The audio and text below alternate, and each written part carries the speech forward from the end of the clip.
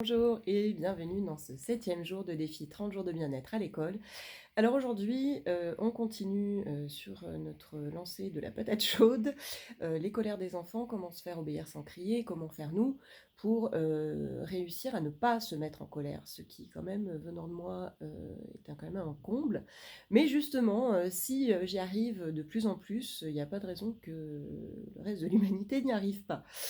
Alors, je me suis inspirée beaucoup de Charlotte Ducharme, donc du site autrice du best-seller Cool Parents Make Happy Kids et du site du même nom, et qui aide vraiment à prendre conscience de, des choses. Alors, quant aux colères des enfants en elles-mêmes, euh, nous, l'idée, c'est d'arriver à accompagner leur colère, à les aider à faire redescendre la pression, à les aider à redescendre, à revenir au calme.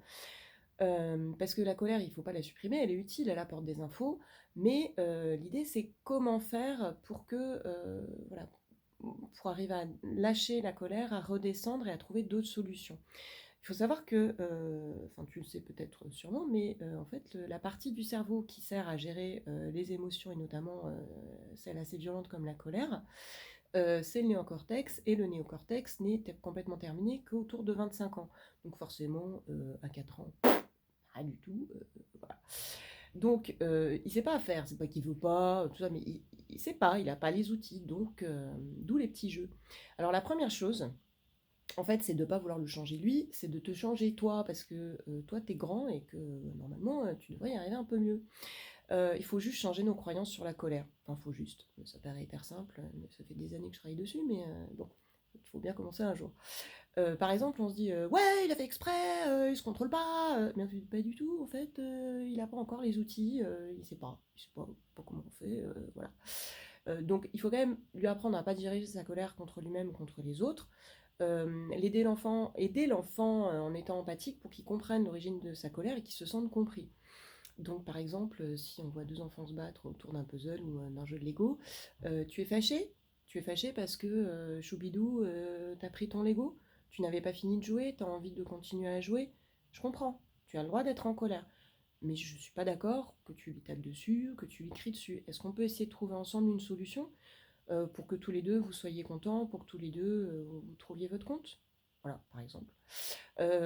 Donc l'idée de se montrer empathique, la pression redescend. Quand tu mets des mots sur l'émotion d'un enfant qui ne sait pas encore le faire, si tu lui dis ah mais pourquoi tu lui as pris, tu l'as tapé dessus, je suis pas d'accord, ok, mais sauf que lui ils se sont pas compris parce que de fait Choubidou lui a pris son Lego et zut c'était son Lego. Bon, donc oui, lui dire ok, tu es en colère, t'es pas content, tu voulais qu'il te laisse jouer tranquille.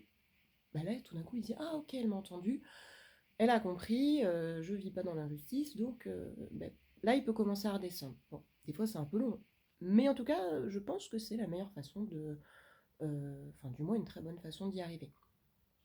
Et puis ensuite, une fois qu'il s'est un peu calmé, qu'ils ont trouvé leur solution, donc on peut aussi se servir du jeu des grands sages, lui proposer un petit truc, on pense à toi, bah écoute, alors celui qui voulait le jeu, bah écoute, si tu veux, je te sors tel jeu, est-ce que tu as envie de jouer à tel jeu en attendant que ton copain ait fini d'y jouer?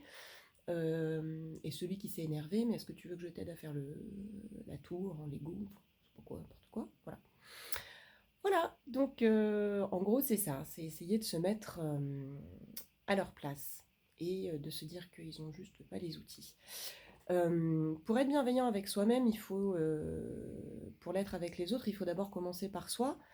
Donc vraiment comprendre en fait que quand toi t'arrives pas, deuxième partie de la vidéo, quand toi t'arrives pas à te calmer, d'abord la colère engendre la colère, mais ça on le sait, hein, donc en général quand tu vois un enfant qui se met en colère au début tu es très calme parce que toi t'es adulte et tout, puis au bout d'un moment ça t'énerve, et puis en fait bah, tout le monde est énervé et ça sert à rien.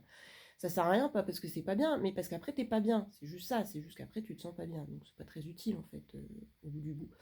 Donc l'idée c'est pour toi déjà, en tant qu'adulte, d'arriver à faire un travail sur toi pour comprendre d'où vient cette colère. En fait, la colère, à la base, elle est très très utile parce que quand ton voisin te piquait ton bout de mammouth que tu avais pour nourrir tes enfants, ben, il fallait quand même que tu te mettes en colère pour pouvoir assurer la survie de ta lignée. Hein. Non, sauf qu'enfin, on n'est plus le temps des mammouths, tout ça. Donc, bah, et trouver, se dire que d'abord, il n'y a pas à toi contre le reste de l'humanité. et que le reste de l'humanité a aussi ses objectifs, ses envies, ses besoins, et qu'ils ne sont pas forcément en accord avec les tiens, mais ça ne veut pas dire qu'ils sont contre toi. Voilà. Donc essayer de se dire, bah, peut-être que je vais essayer de comprendre ce que veut l'autre, et puis que l'autre ne m'en veut pas. Donc ça, déjà, ça, comment dire, ça déconnecte la situation quand tu te mets sur la défensive.